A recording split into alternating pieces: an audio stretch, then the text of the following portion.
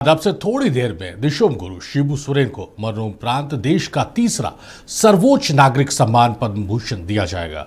उनकी ओर से ये अलंकरण उनकी पत्नी रूपी सोरेन और बहू कल्पना सोरेन ग्रहण करेंगी। रूपी सोरेन खुद अस्वस्थ हैं, लेकिन फिर भी पति के लिए यह सम्मान ग्रहण करने वे दिल्ली पहुंच चुकी हैं। झारखंड के लिए अत्यंत गौरव का दिन है जब राज्य के गठन में बेहद अहम भूमिका निभाने वाले शिबू सोरेन को इस नागरिक सम्मान से नवाजा जा रहा है। उन्हें यह सम्मान लोक कल्याण और आदिवासी समाज के सशक्तिकरण के लिए उनके आजीवन संघर्ष और योगदान को देखते हुए प्रदान किया जा रहा है। केंद्र सरकार ने इसी साल गणतंत्र दिवस की पूर्व संध्या पर उन्हें यह सम्मान देने की घोषणा की थी। गुरुजी से गौरवान्वित है झारखंड। गर्व है गुरुजी की कर्मभूमि कोल्हान को।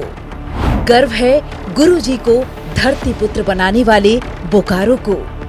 गर्व है शिबू सोरेन को गुरुजी को उपाधि से नवाजने वाले धनबाद को। गर्व है गुरुजी के नेतृत्व में सामाजिक क्रांति की गर्जना करने वाले गिरिडीह को। गर्व है महाजनी प्रथा के खिलाफ बिगुल फूंकने वाले जामताड़ा को। आदिवासी आंदोलन की तपोभूमि दुमका को। झारखंड के जन जन में, मन मन में, कण कण में गुरुजी हैं। देखिए, हमारे दिशोम गुरु शिबू सोरेन जी तो हमारे सिर्फ झारखंड ही नहीं पूरे देश के लिए वो गौरव हैं।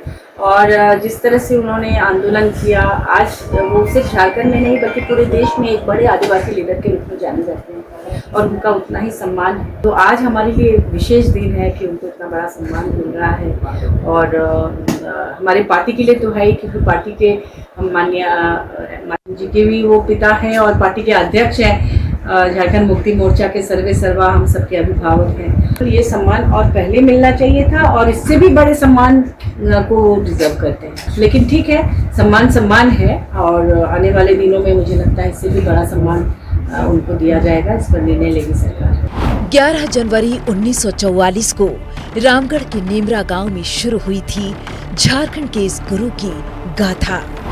29 साल के शिबू सोरेन ने 4 फरवरी 1973 को झारखंड मुक्ति मोर्चा की स्थापना की। 1980 में पहली बार लोकसभा चुनाव जीता। 1986 में वे जेएमएम के महासचिव बने। 1989, 91 और 96 में लोकसभा का चुनाव जीता। 2002 से 2004 तक केंद्र सरकार में कोयला मंत्री रहे। 26 नवंबर 2006 को कोयला मंत्री के पद से इस्तीफा दे दिया। 2009 में 7वीं और 2014 में 8वीं बार लोकसभा सांसद बने। वे 3 बार झारखंड के मुख्यमंत्री भी बने। पहली बार 2 से 11 मार्च यानी महज 9 दिन का उनका मुख्यमंत्री का कार्यकाल रहा। दूसरी बार 27 अगस्त 2008 से 12 जनवरी 2009 तक वे मुख्यमंत्री रहे। झारखंड के मुख्यमंत्री के तौर पर उनका तीसरा कार्यकाल 30 दिसंबर 2009 से 31 मई 2010 तक रहा। दिशोम गुरु शिबू सोरेन अब इतिहास हो गए, लेकिन उनके विचार, उनके दर्शन, उनकी सोच, उनका जुझारूपन, उनकी ये तमाम चीजें आने वाली पीढ़ियों को एक सबक, एक सीख, एक लेसन देने का काम करेंगे। और तमाम झारखंडी, और मैं तो बोलूं झारखंड से बाहर भी जो फॉलोअर हैं उनके, आज उनके लिए गौरव का दिन, खुशी का दिन, हर्षोल्लास का दिन। ये सम्मान जो केंद्र सरकार की तरफ से मिल रहा है, हालांकि मैं आज भी बोलता हूं कि उससे कहीं ज्यादा भारत रत्न के हकदार थे दिशोम गुरु शिबू सोरेन। हम झारखंडियों के मसीहा, देवता तुल्य नेता। देखिए, गुरुजी इसके हकदार हैं। गुरुजी जंगल की आवाज को सदन तक पहुंचाने का काम किया है। मजलूमों की आवाज, आदिवासियों की आवाज, जमहूरियत की आवाज थे स्वर्गीय शिबू सोरेन। तो जो जमहूरियत की आवाज हो, कहीं न कहीं उसे पद्म भूषण तो मिलना ही था। लेकिन हम लोग यह चाह रहे थे कि स्वर्गीय शिबू सोरेन जी को भारत रत्न दिया जाए। दिशोम गुरु शिबू सोरेन जी को मरणोपरांत केंद्र सरकार ने पद्म भूषण सम्मान से सम्मानित किया। ये देश का तीसरा सर्वोच्च नागरिक सम्मान है और हम इसका स्वागत करते हैं। आज उनके परिजन इस अवार्ड को लेंगे। और देखिए, हमारी केंद्र की जो सरकार है वो कभी ये विभेद नहीं करती कौन किस दल से आता है। जो डिजर्विंग होते हैं उनको दिया जाता है। अब शिबू सोरेन जी की जो कहानी है वो त्याग और तपस्या से शुरुआत होती है।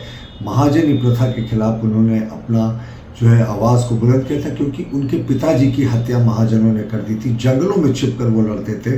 बाद में मेन स्ट्रीम में आए, अलग राज्य के आंदोलन में महती भूमिका निभाई और मुख्यमंत्री बने। तो वो एक शिशु जो अपने पिता की हत्या होते देख रहा था, संघर्ष करके मुख्यमंत्री बनता है, ये एक अनुकरणीय उदाहरण है। गुरुजी झारखंड के नायक थे जिन्होंने आदिवासियों की जमीन को महाजनों से मुक्त कराया।